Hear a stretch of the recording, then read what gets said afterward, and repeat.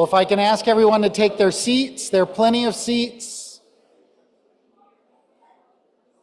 I am thrilled to see this crowd, to see all of you show up on a very, very hot July day. Maybe it's the air conditioning, but we're happy you're here anyway. For those of you who don't know me, my name is Jason Rea. I am the Chief Learning Officer at Founding Forward. Founding Forward is the Union League of Philadelphia's 501c3 focused on history and civic education. We do programs like this one. We do programs for students and teachers, like the teacher program that is here all week, studying the first 5 presidents, and the reason we're able to do tonight's speaker program. We do programs for high school students, elementary school students, middle school students, all of them about teaching the next generation to not only know about and appreciate the freedoms and liberties that we have been given, but to take up their civic responsibilities to defend those freedoms and pass them on to the generation after them. And we know how much we need that kind of education for young people. And so that is part of why we work with young people. It's part of why we work with the teachers who are here this week. We have a great program tonight. You are going to have the opportunity at the end to ask questions. We will have 2 microphones roving around. We would just ask you to identify yourself by raising a hand and waiting for the microphone to come to you. We are simulcasting this, and so in order for those watching out in California, you need to use the microphone to ask your question. Just a quick reminder, you have 2 sentences, and you need to end with a question. If you don't, you have failed. This is a room filled with teachers. There are consequences for failure, so please, represent us well with all these teachers here. So please make sure if you're going to ask a question that you actually ask a question. We very much appreciate that. All the work that we do, whether it's tonight, whether it's this week's teacher program, whether it was this past weekend's high school program, it is made possible only by your donations, by the donations of those who support our programs. And I'm looking around the room, and there are many wonderful, generous donors who make our work possible. And we have our Founding Forward board member and head of our development committee, Dr. Gary Dorsheimer, who is here. He works incredibly hard. Please, yes.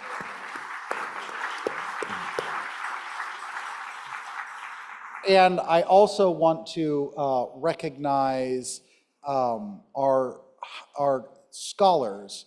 As many of you know, the Union League for years has given out scholarships to worthy students who have gone through our Good Citizen Day program, or are, in the case of the ABLE Scholarship, the children or dependents of employees of the Union League. So if I can ask all of our scholars to stand, please. We have a bunch of them here tonight.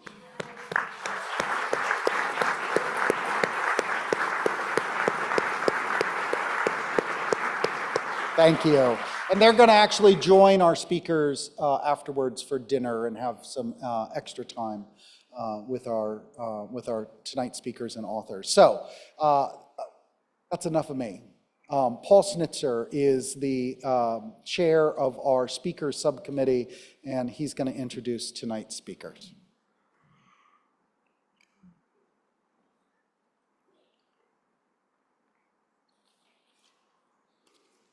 Dr. Stephen Knott is an emeritus professor of national security affairs at the United States War College in Newport, Rhode Island. Prior to accepting his position at the Naval War College, Knott was co-chair of the Presidential Oral History Program at the Miller Center of Public Affairs at the University of Virginia. His essays have appeared in the Wall Street Journal, the Washington Post, the Christian Science Monitor, Politico, The Hill, Foreign Policy, and the National Interest. He's the author, editor of 10 books dealing with the American presidency, the early republic, and American foreign policy. Accomplished scholar, author, and educator, Tony Williams brings his considerable knowledge of the ideas and documents of the American founding to writing history and civics curricula for the Bill of Rights Institute, where he is the senior teaching fellow. He manages scholar relations and is the host of BRI Scholar Talks. Tony taught at the middle and high school levels for 15 years and is the author of 6 books on early American history. Tony earned a BA in history from Syracuse University and an MA in US history from Ohio State University. Please join me in welcoming both Steve Knott and Tony Williams in conversation with our Chief Learning Officer, Jason Rea, about their book, Washington and Hamilton, The Alliance That Forged America.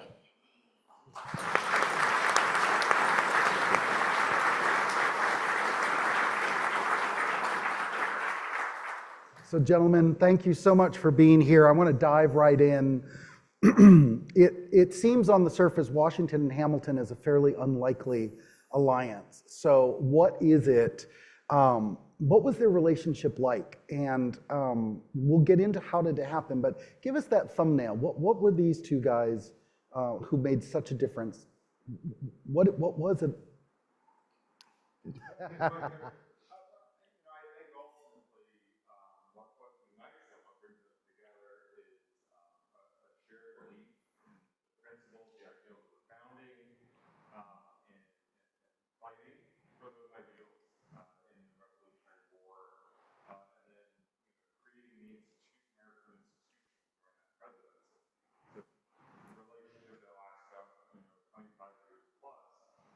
But you're right, it's a very unlikely couple, right? This young, sort of brash immigrant and this Virginia gentleman, general, known as the father of this country during his lifetime. And, I think we were trying to, when we were writing the book, trying to nail down what's this relationship? I mean, were they friends? I mean, did Washington have friends, per se, or was he just sort of the man above them? That Aristotelian ideal, if he be president. And Hamilton certainly was subordinate, but a young man, an ambitious man. So there's, alliance, yes, I think is what our publisher settled on, but probably more than that, and maybe by the end of their life friendship, but it's a very close collaboration. Nearly equal, but just never quite equal. So I mean, some elusive is because this relationship is, in a sense, a little elusive. Yeah, I'll just add quickly, I've never been in combat, but I've taught at 2 military institutions, the United States Air Force Academy in Colorado and the Naval War College in Newport, Rhode Island, as was mentioned. I've taught a lot of people who have seen some serious combat over the last 20 years. And I'm told that combat is a bonding experience like no other. And the fact is that these two men, Washington and Hamilton, despite being 23 or 25 years apart in age, went through an incredibly dangerous life experience. And I think that forged a bond that was unbreakable. They did have a very brief period where they clashed with one another, but it didn't last long. And so I would just emphasize that combat experience. And then over time, and Tony hinted at this, it begins as Washington the superior, Hamilton the subordinate, but I would say by the end they are approaching equals, co-equals, and approaching something of a friendship. And you see this in Washington rallying to Hamilton's defense after the publication of some very damaging material about an extramarital affair that Hamilton had. Washington immediately rallies to Hamilton's defense. He did not need to do that, and in fact spent some political capital in doing that. And to me, that speaks volumes about what Washington thought about Hamilton and about their unshakable, unbreakable bond. So then let's go back to the beginning. The start of the French and Indian War comes to an end, 1763, and Great Britain begins to tax the Americans to pay for the debt incurred, to pay for the soldiers who are protecting the American colonists. And we know all the names: the Sugar Act, the Stamp Act, the Coercive Act. It simply begins to drive a wedge between Great Britain and its colonies, and both Hamilton, who at this time is still in St. Kitts and in Nevis, and George Washington in Virginia, both of them become leaders of, or will be moving toward siding with the patriotic movement, becoming leaders of the patriotic movement. Talk us through a little bit about each of them's journey to becoming part of this movement to separate from Great Britain.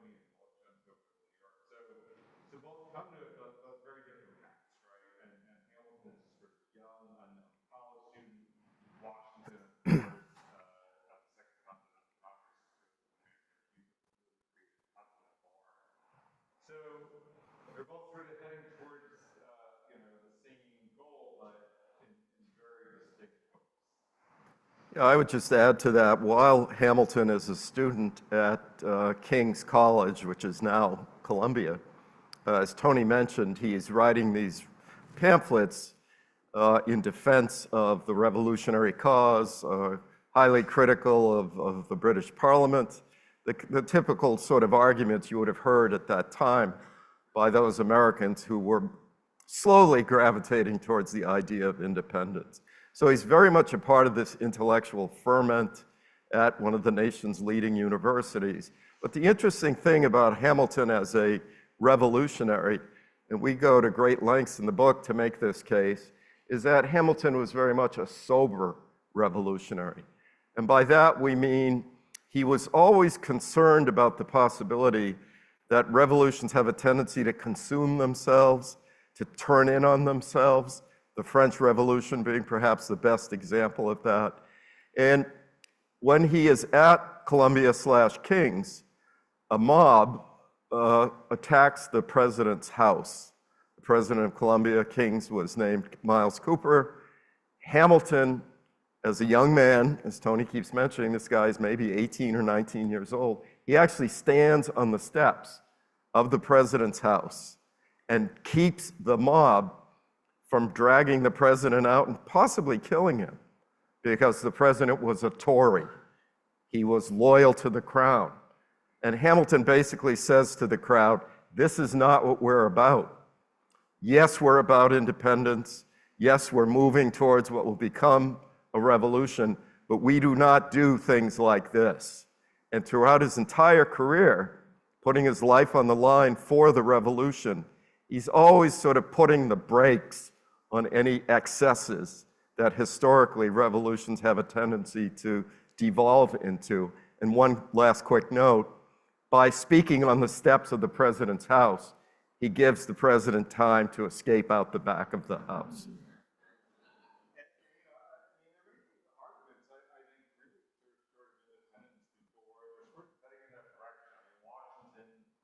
Has a great quote. He says, "Let no man scruple or hesitate for even a moment in defense of so valuable a blessing of liberty." Right?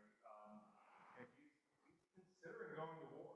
You know, this is before the war starts. He's considering that there may be a martial outcome. Yeah, Washington is one of the earlier ones who sees that these petitions and the calling on the king and Parliament to do something different, that they're sort of hitting their head against the wall and getting the same reaction, and that it is likely to lead to war. So he gets elected.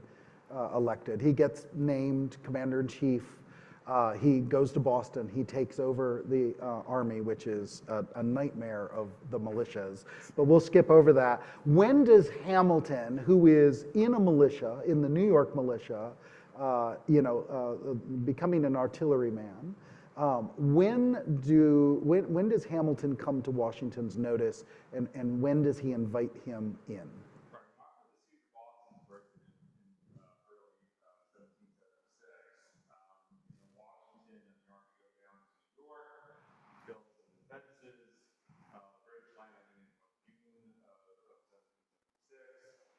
And basically push the American forces back across Manhattan. They're sort of ignominious retreat all the way across. And Hamilton's coming to his attention because he's covering the retreat of the army at several key points. And then they cross the Hudson, I was going to say the Delaware, cross the Hudson. And again, retreat all the way across New Jersey, down to Trenton.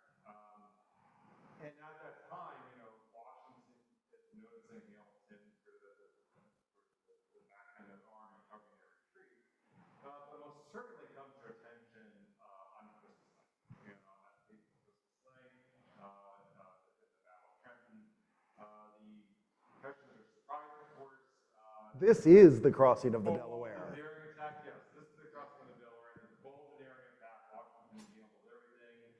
Achieved stunning success. But, the Hessians, once they were surprised, they sort of got past them as a surprise, started to rally, and it was, Hamilton and not the artillery sort of drove them back and sort of put the icing on take the victory.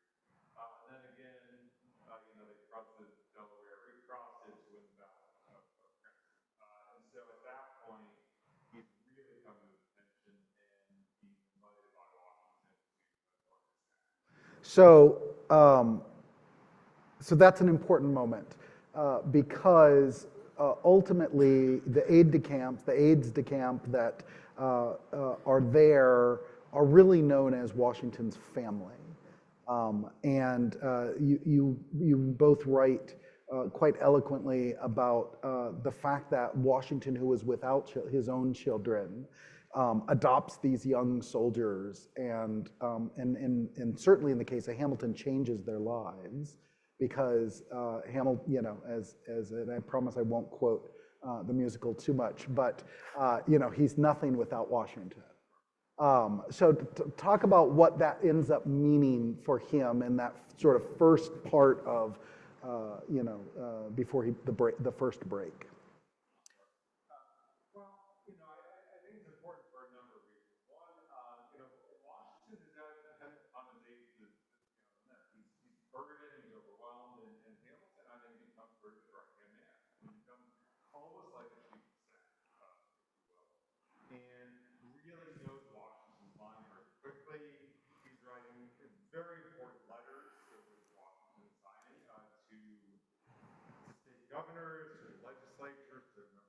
Congress, to other commanders, and, really engaging, for Washington and Washington named as civil military relations. The states are not meeting their requisitions. Congress is sort of kind of stalled in a lot of ways. They're not getting supplies to the Army, as you know, being near Valley Forge. And, the Army is suffering. The officers are frustrated, but, Hamilton is dealing with these very delicate situations, especially with other commanders like Gates and so forth who are pushing against Washington. So he's put in a very important position right away, and Washington depends on the officers. And I will add quickly, and then let Steve join in, that, the officer fighting is very, very important for him. You need to understand it becomes the sort of center of continental, the center of this national effort. They're continually pressured by the states, by the Congress, and sort of form this vanguard of this nationalism that will eventually accomplish. The other thing is that, Washington is a man who values merit. He values virtue. He values, and he gives them an opportunity to rise in the Army, which would not have been in the British Army. It's not like they inherited or bought a commission or so forth.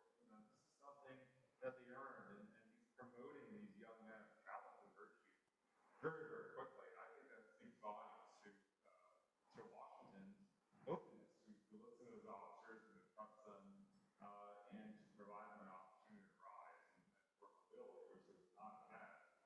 And I think the other great thing we has tragically lost in history is thinking about the exact nature of their relationship, right? Wouldn't you love to be a fly on the wall over Glassman's era, in the headquarters, or thinking about an impending battle, or reflecting on one, or making important decisions, or thinking about Congress and sort of all the conversations they have by the fire and so forth. A lot of these conversations are lost. You have a voluminous correspondence, but these conversations are lost on the screen. And to be a fly on the wall for all of it. So it forges a relationship that also has very important consequences for all relationships in all the states and with all the representatives of Congress. So very, very important. The only thing I would add, to give you two indicators of the trust that Washington places in this very young aide-de-camp, Alexander Hamilton. Hamilton is at Washington's side when they arrive at West Point and they find out that Benedict Arnold has just fled the premises because he's been a traitor. And it's really Hamilton in those first 24 to 48 hours after the betrayal that sort of swings into action, organizes tries to contain the damage, is responsible in an indirect, very indirect way for the capture of John Andre, who was the go-between between Benedict Arnold and the British commanders. So Hamilton's in the middle of that scenario. He's also in the middle of a scenario involving General Charles Lee. It turns into an ugly contest of wills in a way between General Washington and General Lee, I think at the Battle of Monmouth. And Hamilton's deeply involved in that as well. One final thing I'll mention again, just to convey the responsibility that General Washington gave to Alexander Hamilton. Washington had a very extensive espionage ring. If you've seen the AMC series Turn, you'll get some sense of what that was like. It's obviously a little bit of Hollywood thrown in, a lot of Hollywood thrown in. But the fact is that Washington did have a very extensive espionage network. And Hamilton is one of the few staff officers who knew the identities of the spies who were working behind British lines. And if these people had been captured, it was almost instant death. So that's an indicator of the extent to which General Washington trusted this young aide-de-camp.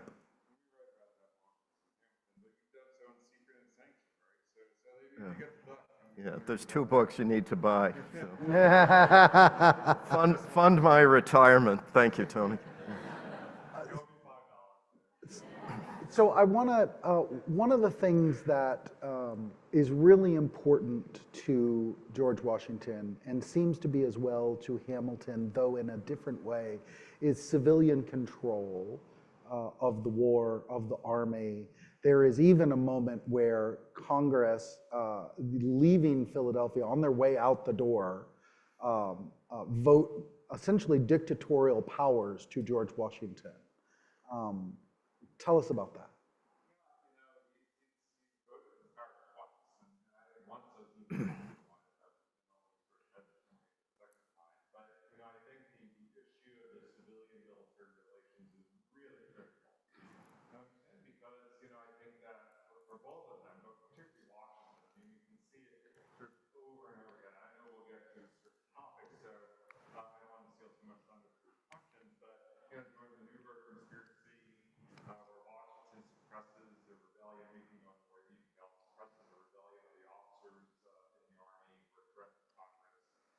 But Washington's retirement, right? I mean, for him to lay down his commission to the civilian Congress speaks everything you've ever wanted to know about Washington's virtue, right?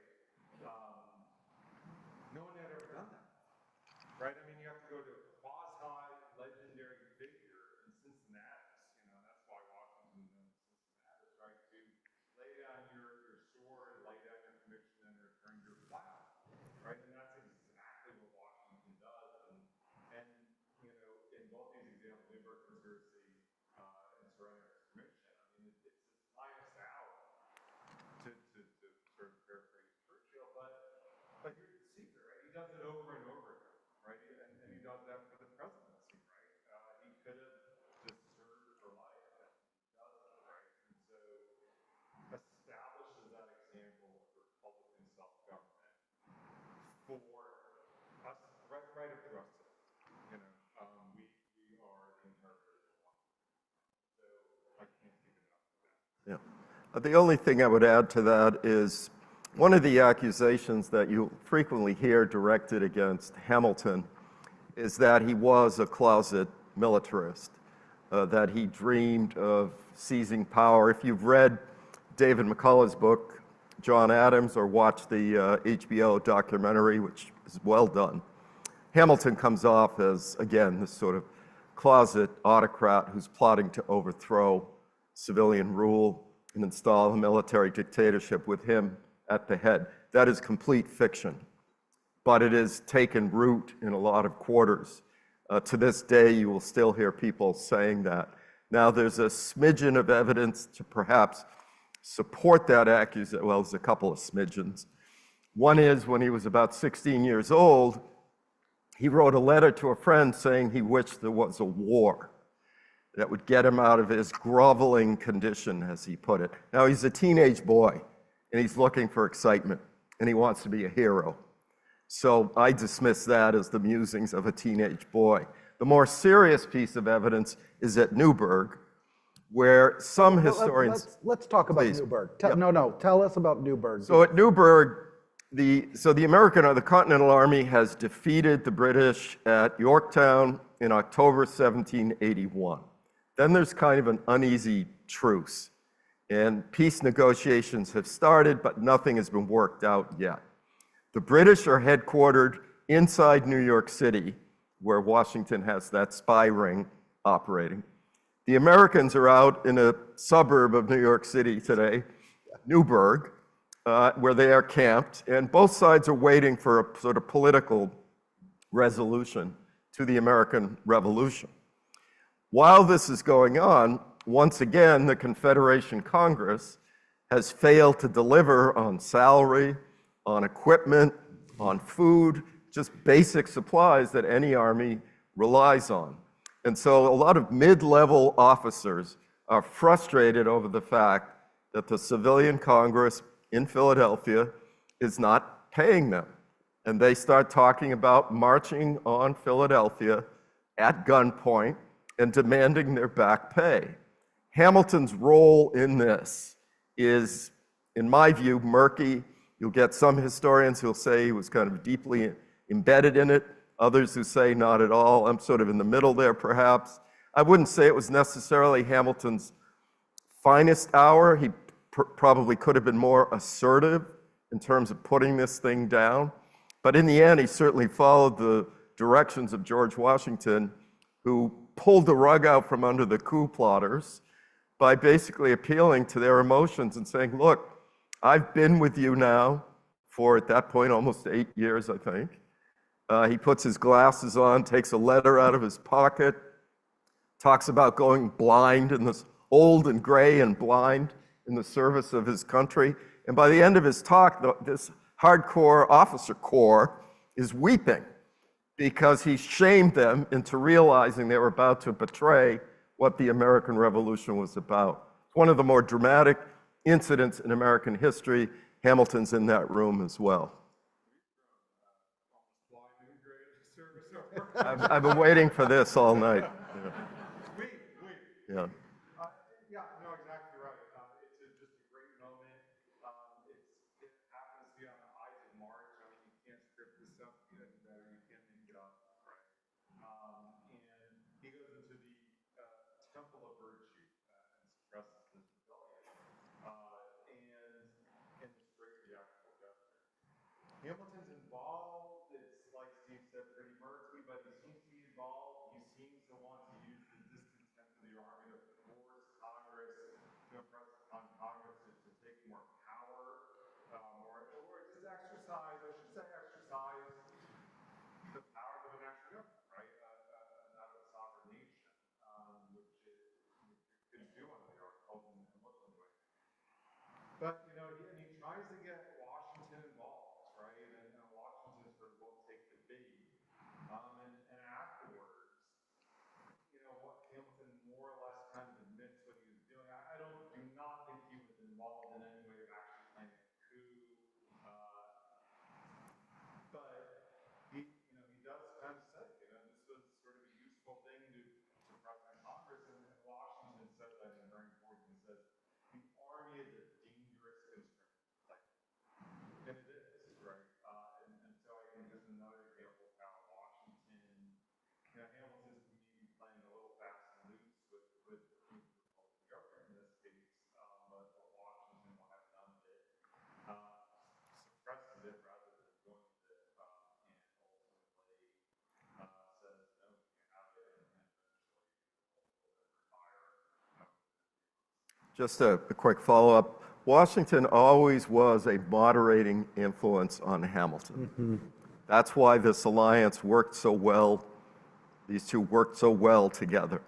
I would give Hamilton the edge in sort of on intellectual firepower, but I would give Washington by far the edge on sort of political instincts, or maybe today you might even say emotional intelligence. But nonetheless, the two were pretty, needless to say, important and powerful combination together. Separately, I would say Hamilton is far less effective. And by the way, Hamilton understood this. When Washington dies, he basically says, this man made me who I am. This man allowed me to do what I hoped to do. So he's acknowledging the fact that Washington had shielded him for his entire public career. And so Newburgh really kind of drives a wedge between them. They are, Washington retires to Mount Vernon. Hamilton goes to New York to he's got 8 kids, I think, at this point, that he's got to support, and he's not getting paid by the Congress. So he goes to work. Interestingly, you brought up earlier, he goes to work defending Tories. Yes. Very interestingly, but we're running out of time, so I want to move on. They come back together here in Philadelphia at the Philadelphia Convention, and each of them brings their prodigious talents. John Adams is at the court of St. James. Thomas Jefferson is in France. So Madison is there, Hamilton is there, and George Washington sits as the father of his country. Tell us just briefly about how they come back together in Philadelphia, and then we'll talk about the presidency.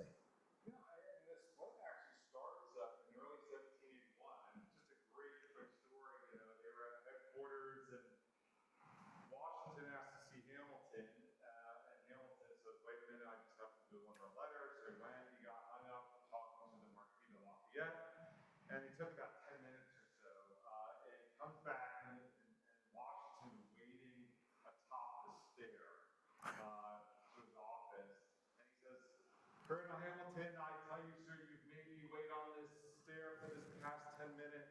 I tell you, sir, you treat me with disrespect.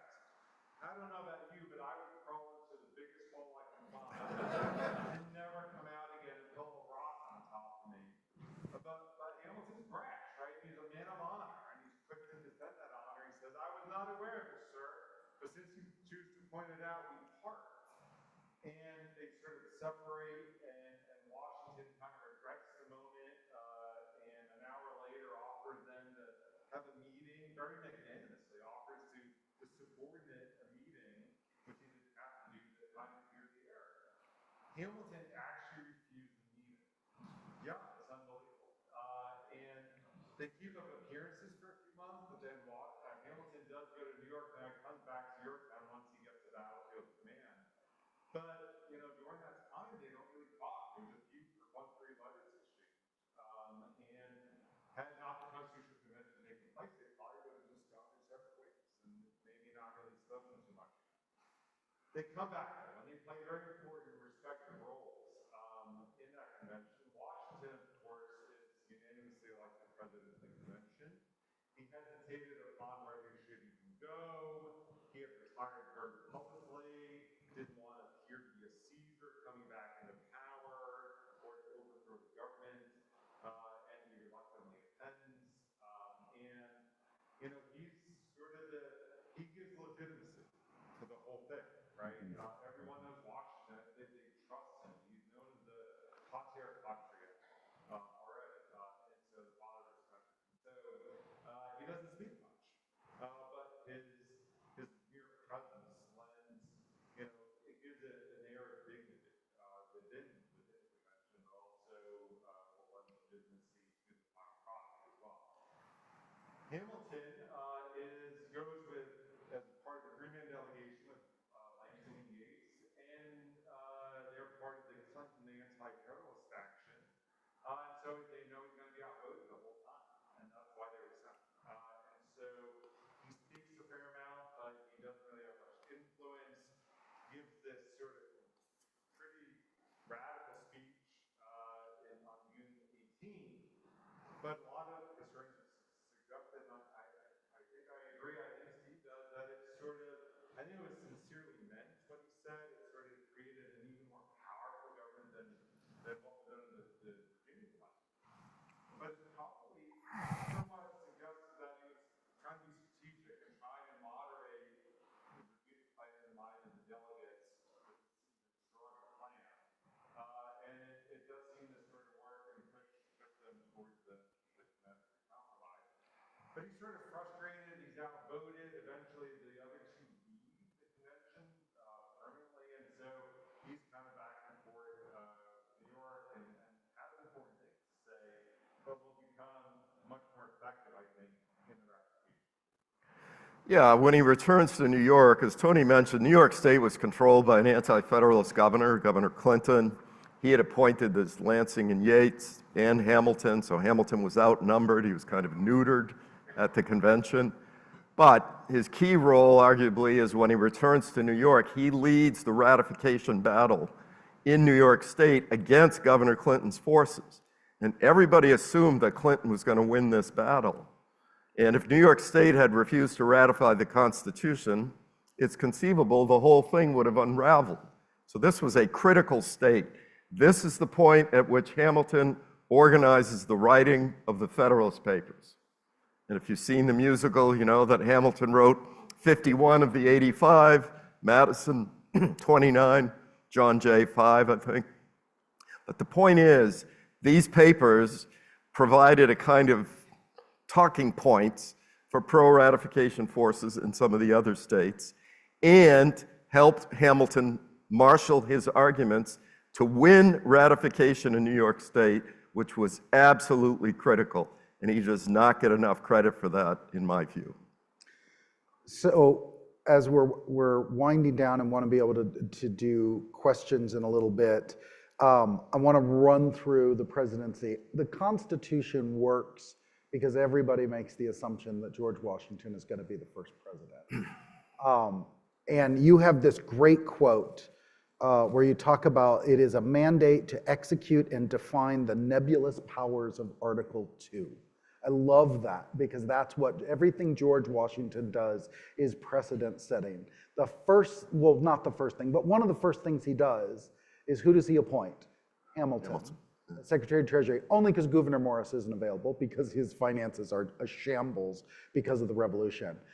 But he appoints, and the Federalist Papers are part of the reason. Yes. So talk to us about this partnership in the presidency and in that first term, how this works. It starts actually before they even assume power. Hamilton plays a key role along with Madison in persuading Washington to preside over the convention. Once the Constitution is ratified, Washington turns back to Hamilton to be as Secretary of the Treasury. But Hamilton's portfolio is more than just economic and financial. It's Hamilton, for instance, who's advising Washington as to how to fill out, how to define this undefined office of the presidency. The language in Article 2 of the Constitution dealing with the presidency, I mean, it's somewhat spare, certainly in comparison to Article 1, which is very detailed. So there's a lot of questions, and Hamilton is sort of answering those questions for Washington, including things that we take for granted. But how should the president interact with people like us? Should he interact at all with the public? To what extent should he be maybe an elected monarch and keep his distance? Should he shake hands? Should he not shake hands? I mean, these things may seem frivolous, but they're not. They know they're setting so many precedents that are going to be followed by Washington's successors. And so Hamilton becomes an advisor not only on policy matters, but also on more stylistic matters. And to the extent that Washington set so many precedents, as was just alluded to, Hamilton's a key player in setting those precedents as well. They agree on policy almost all the time. And that feels like the key thing. I mean, as Jefferson sort of turns again to what he considers Hamilton's excessive centralization policies, especially, with the assumption of the debt, and, the creation of the national bank, of course, very important. Jefferson and Madison become increasingly concerned. And Washington, and some of those things sort of have this out, but eventually sides with Hamilton, persuaded by Hamilton's arguments, and signs the bills and the law. And they'll agree on, neutrality. They'll agree on sort of the response to Israel. They're going to agree on some of the major domestic and foreign policies of the 1790s. Pretty much lockstep, and Jefferson sort of becomes increasingly frustrated with sort of wild accusations of monarchism and so forth, but eventually Washington kind of tired. So it says, come on, Tom, there's not about 6 or 10 monarchists in the whole country. They're not my administration. We're good Republicans. We're trying to lay down these precedents. We're trying to establish constitutional government. We're trying to create, establish, run these institutions. And they create, these strong institutions, economic institutions, government, taxes, national security, from the military. But they're also, I think, very importantly, laying the foundation for constitutional government, but also for the people to live their lives and to go about the people's business as well, and to live in a country that's better ordered, an economy that's better ordered, with a more constitutional government that had existed in other articles, but still limited. Quick point.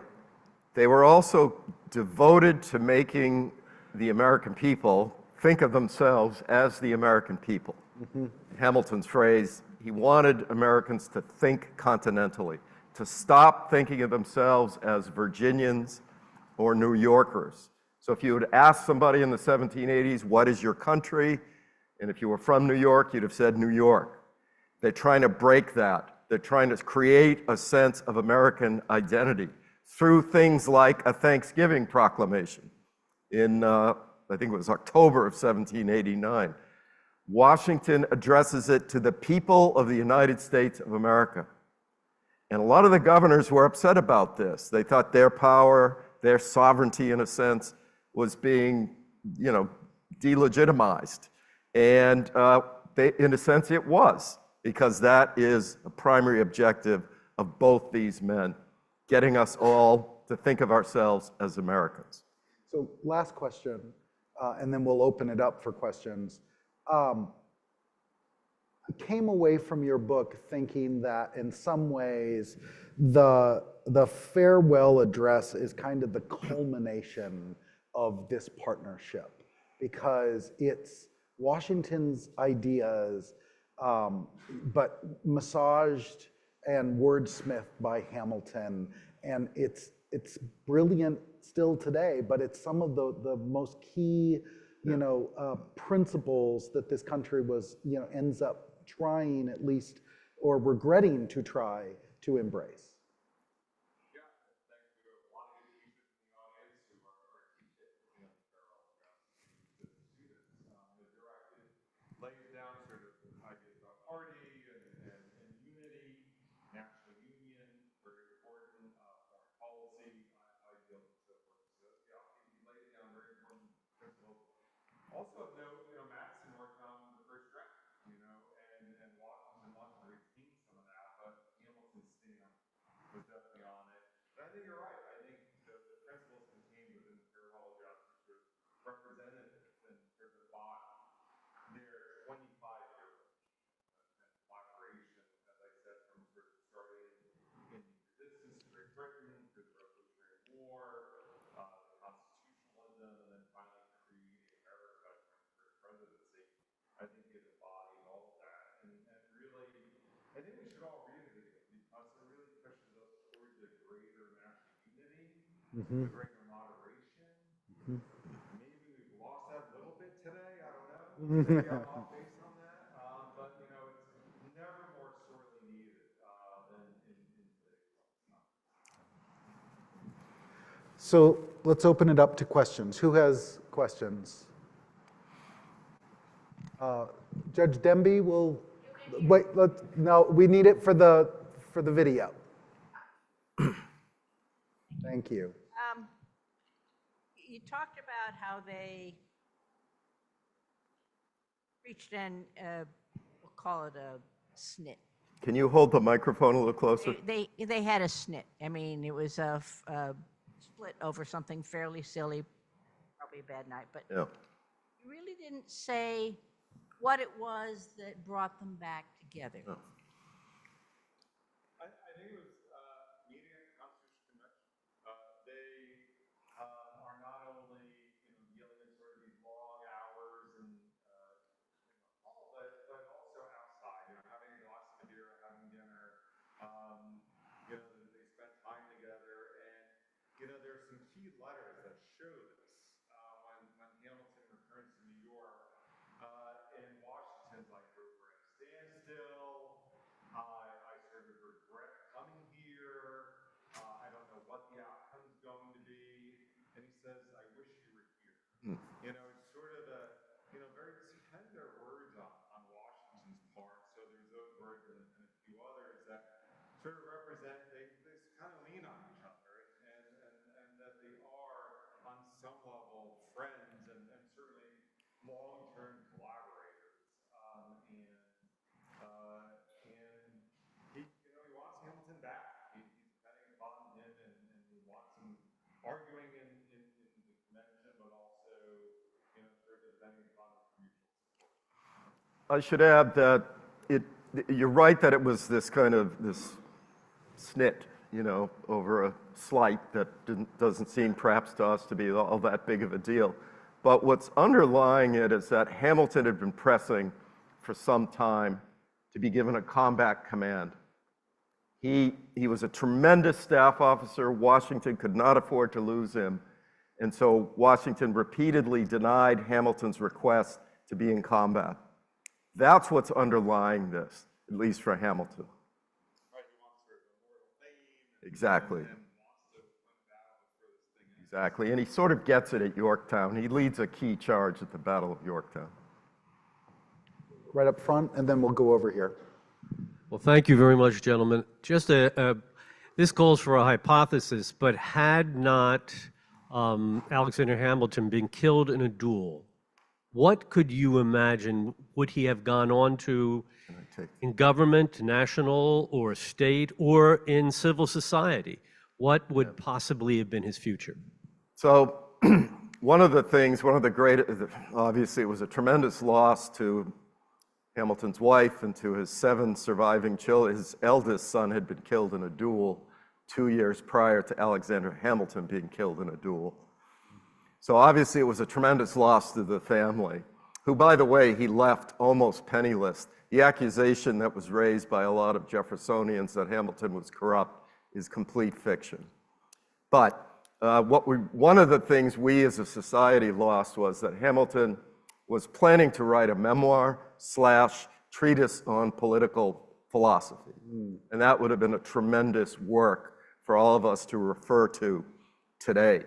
But I would say, and I get into some trouble, I'm very much a Hamilton admirer, but some of my fellow Hamilton admirers believe that had he not been killed in the duel, he might have gone on to be president of the United States. I don't believe that for a minute. I believe politically he was finished by 1804. The Jeffersonians were very much in ascendancy. And I actually think he accepted that duel or refused to get himself out of that duel with Burr because he knew this would be his last patriotic act.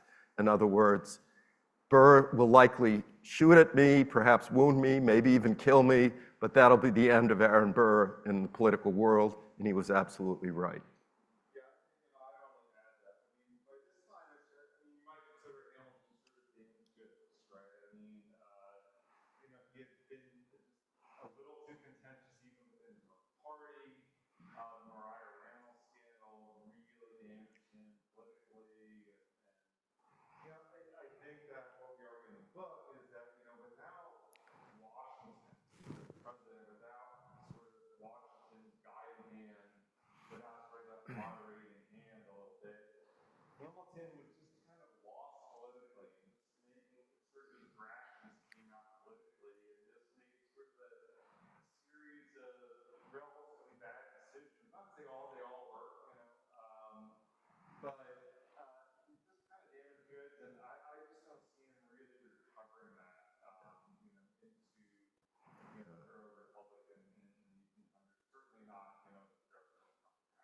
I have to throw this in as well. Part of the reason he's damaged goods, many of those are self-inflicted wounds, as Tony just mentioned.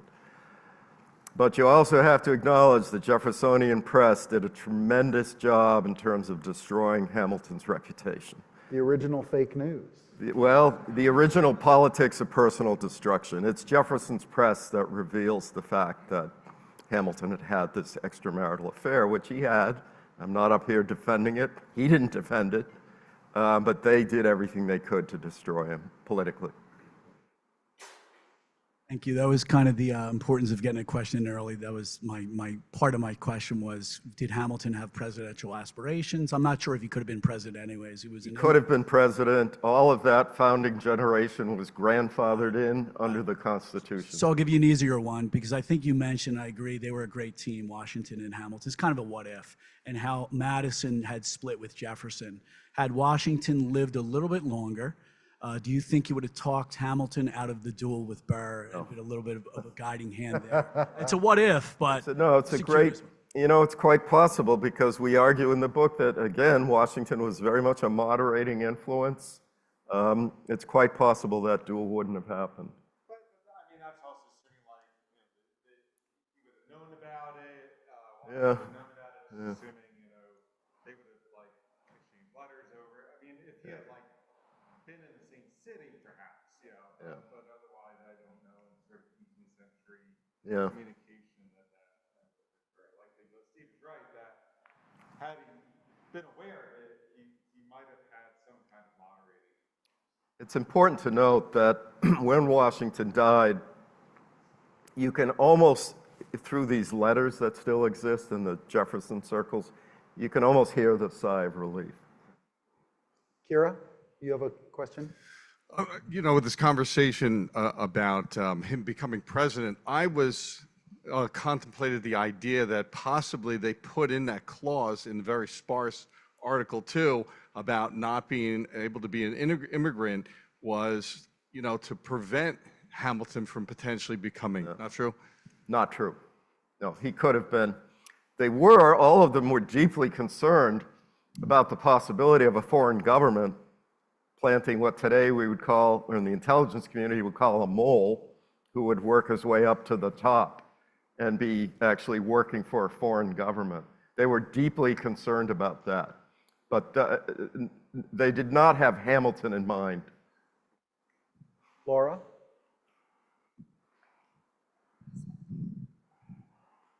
So you mentioned the musical a couple times, and you mentioned Aaron Burr as well. So I wanted to ask, do you think that modern media, with especially the musical, but other things as well, have impacted how people view Hamilton and Washington, even Burr today? And do you think those are accurate? Without a doubt. There's a book out there called Alexander Hamilton and the Persistence of Myth that traces Hamilton's reputation over the centuries. For most of the history of this country, Alexander Hamilton was seen in a very negative light. A British agent, a monarchist, a plutocrat, a friend of Wall Street who didn't care for the so-called great beast, the common people, which, by the way, he probably never said. It's not until you get to the 1960s that you begin to see a real break in sort of the historiography dealing with Hamilton. And a lot of that is due to race and to the rise of the civil rights movement. Not that Hamilton was an abolitionist, but in comparison to Jefferson, his record on slavery, I think, is pretty impressive. And he begins slowly, but surely, to get a second look. And then the biggest break of all is when Lin-Manuel Miranda takes a book, I think, was it his honeymoon? Well, whatever. Yeah. He reads this story about an immigrant success story, and he's taken with it. I remember hearing about this musical in the works in 2009, and I'm thinking to myself, this is going to be the biggest flop ever.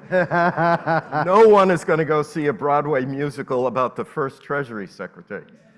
And of course, that's why I'm an academic, and Lin-Manuel Miranda's living in Hollywood, so. See Steve for more investment advice about Yeah. future trends call. But Alexander Hamilton is written by a devastatingly handsome and brilliant author. Oh, wait, was that your book? Yes. Definitely a great book. And, Aaron Burr is interesting because, there was a book published about 10 years ago, sort of portraying it as sort of, Burr went out west and he was just kind of engaged in like some property dealings and a land deal and whatever. No, he was trying to split off and form a separate confederacy, become emperor. Just kind of this crazy shenanigans. I mean, the founding fathers often didn't agree on much, but they did agree that Aaron Burr was the most unprincipled villain that existed. They had a line. They called him what sort of referring to all sorts of Roman conspiracies against Republicans over it. He was really unprincipled and was they saw him as an interested person, an ambitious person, self-ambitious, just reckless for power. And I hope that's been emphasized by the musical because it really can't be emphasized enough just how much Aaron Burr was out there. We have one last question. Good evening. We are in challenging times. You've mentioned that today. I think we're all feeling it a bit. We have a crowd of students, social studies teachers, and lots of people in this room that care about our democracy. That's really important to recognize, especially being here with Founding Forward. My question is if we take 3 lessons from the relationship of Washington and Hamilton and what they accomplished and were challenged with during their time, and we were to teach those today, what would those 3 lessons be? What should we share so that our democracy continues to move forward productively?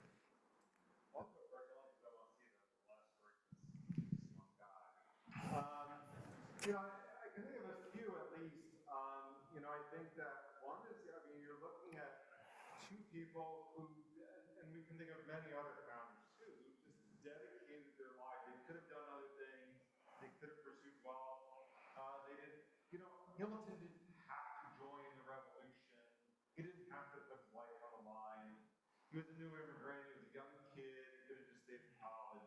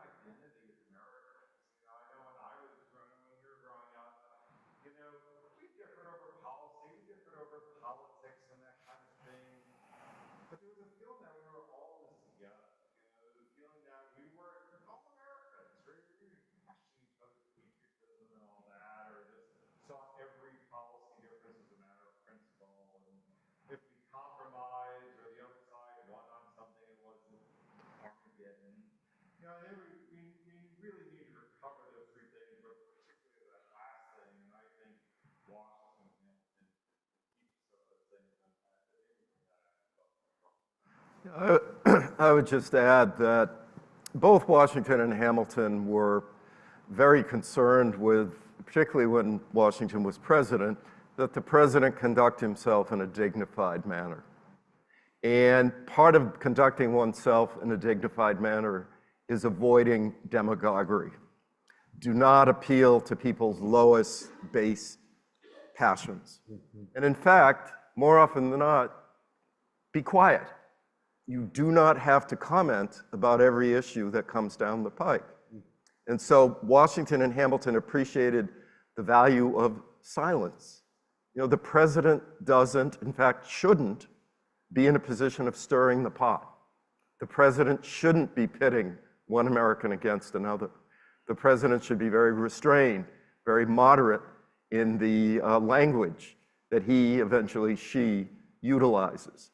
Boy, if we could just recover even a scintilla of that, we'd be in a much better place. And I think if they were to come back today, these two were to come back today, they would be absolutely shocked at the nature of American politics. And, you know, they left us with a lot of precedents. They left us with some great legacies. It's up to all of us to make sure that our current political leaders try to absorb some of those lessons. Yeah, and Steve's read a great book on this, but that very Washington get lost soul of the American presidency, right? It's a great book talking about this constitutional presidency early on, but then how it's sort of become, you know, more demagogic. Tony gets a commission for every book that I... Ladies and gentlemen, Steve Knott and Tony Williams. Thank you. Thank you. And I realize there are a number of people who have reservations, but if I could ask our teachers who are here to stand and be recognized. These are teachers who have given up a week of their lives. They don't want to do it, but to be here.